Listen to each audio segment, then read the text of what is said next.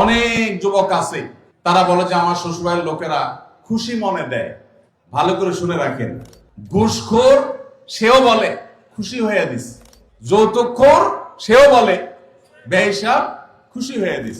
এই সমস্ত ভিখারীদেরকে ধরে ধরে আসুন্নাহ ফাউন্ডেশন ইফতার প্রজেক্টের জন্য পাঠায় দিবেন।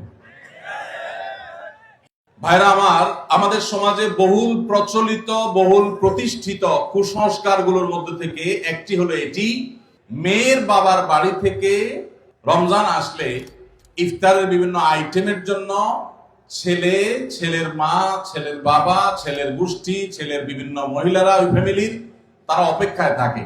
আল্লাহর জমিনে যদি 10টা নিকৃষ্টতম ছোট লোকই থাকে, তার একটা হলো এইটা।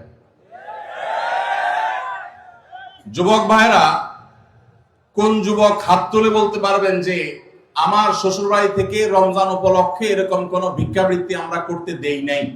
বলতে পারবেন কেউ? দেখি কার কার বউকে পাঠা বলা আছে, হাত তোলেন। হয় নাই যাদের। বাবাজি আপনি হাত তুলছেন, আপনাদের আমল তো এগুলো ছিলই না, আপনি হুদাই ক্রেডিট নিচ্ছেন কেন? এগুলো তো নতুন, আমাদের দেশে নতুন ফিতনা শুরু হয়েছে। এই দাঁড়িয়েলা ভাই, আপনি হাত তুলছেন কি বুঝা? বলেন বলেন কি বুঝে হাত তুললেন? আপনার শ্বশুরবাড়ি থেকে ইফতার আসে নাই? গরিব তারা, মানে কারণ কি? ভাইয়ের আমার, এদেশ থেকে যৌতুককে উলামায়ে কেরাম মিম্বর থেকে, মাহফিলের মঞ্চ থেকে ঝেঁটিয়ে বিদায় করেছেন, আলহামদুলিল্লাহ। যৌতুকের অভিশাপ থেকে এদেশকে মুক্ত করেছেন উলামায়ে কেরাম। এক চেটিয়া অবদান এদেশের উলামায়ে কেরামের এই কাজটা। যৌতুক চলে গেলে কি হবে? ইফতারের নামে যৌতুক এখনো বাকি আছে, এইটা আমাদের দূর করতে হবে কি হবে না? অনেক যুবক আছে, তারা বলে যে আমার শ্বশুরবাড়ির লোকেরা খুশি মনে দেয়। ভালো করে শুনে রাখেন, 2 নাম্বারের অপর নাম হলো এখন খুশি মনে দেওয়া। ঘুষখোর সেও বলে খুশি হয়ে দিস, যৌতুকখোর সেও বলে বেহিসাব খুশি হয়ে দিস। শুধু খুশি হয়ে না, জোর করেও দেয়। জোর করে দিবে না কি করবে? তার মেয়েটার শান্তি দরকার তার।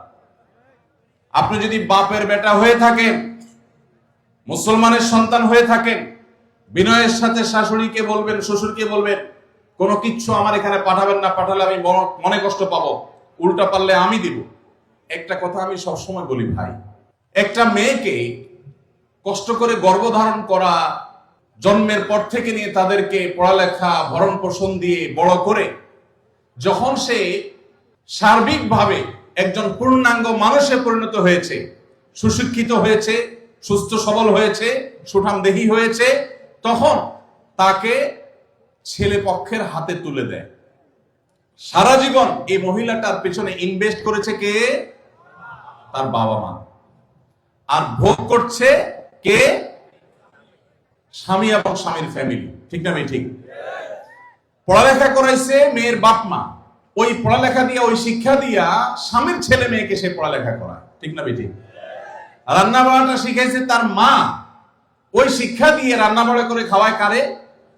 স্বামীকে, শ্বশুর শাশুড়িকে। ঠিক না? ঠিক। তাহলে উচিত হলো ছেলে পক্ষের মেয়ে পক্ষকে এটা বলা, বেহিসাবকে বলবে ছেলের বাবা, মেয়ের বাবাকে বলবে বাবাজি বা ভাই, আপনার মেয়ে, তাকে মানুষ করতে যত টাকা পয়সা লাগছে তার সব কিছু আমি দিতে চাই। এরপরও তো কোনো মানুষ কেনা যায় না, এটা কেনার জন্য দেওয়া না, অন্তত কৃতজ্ঞতা আদায়ের জন্য দেওয়া। এটা বলা দরকার ছিল। সেটা না করে উল্টা আস্ত একটা মেয়ে দিয়ে দিল, তার সাথে আবার আপনি যৌতুক আশা করছেন। আপনার চাইতে বড় ছোট লোক আল্লাহর জমিনে আর হতে। এই সমস্ত ভিখারীদেরকে ধরে ধরে আসুন্নাহ ফাউন্ডেশন ইফতার প্রজেক্টের জন্য পাঠায় দিবেন।